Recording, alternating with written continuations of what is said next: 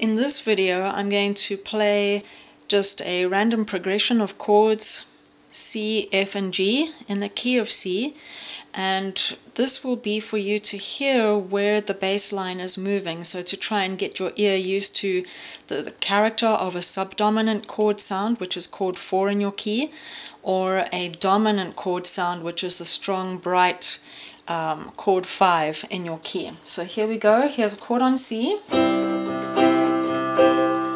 chord on F, chord 4,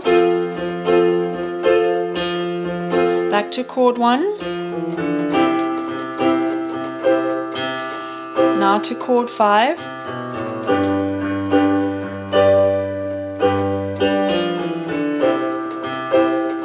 and back to chord 1.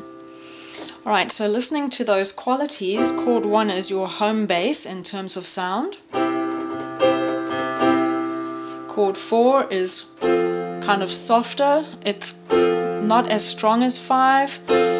It can pull your ear back to chord 1, or it can just as easily pull your ear to chord 5.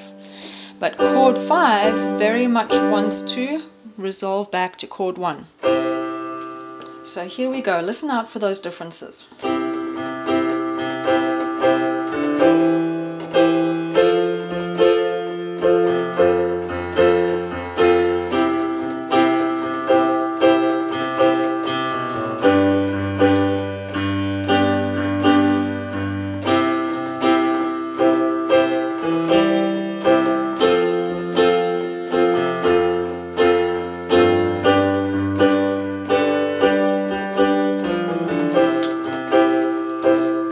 Now I'll go from chord 1 to chord 5 and back to chord 4, and you'll hear that it doesn't make quite as strong a progression.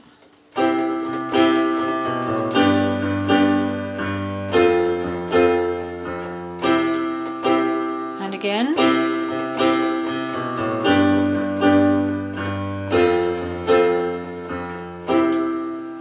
It still works, but the much stronger pull harmonically is going from chord 1 to chord 4 to chord 5 with the resolution back on 1. So now if I again use chords 1, 4 and 5, but I stop on chord 5, you'll hear the music sounds like it's waiting in suspense for something.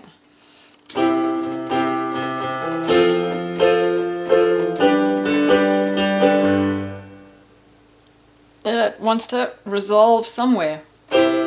And there we go, there's our resolution. So hopefully as you're listening to different music, you'll hear where the bass line is going. You can go up to 4, which is a common movement, and back down to 1, and then going down 4 steps, your bass line will end up on the dominant, or if you're on the tonic,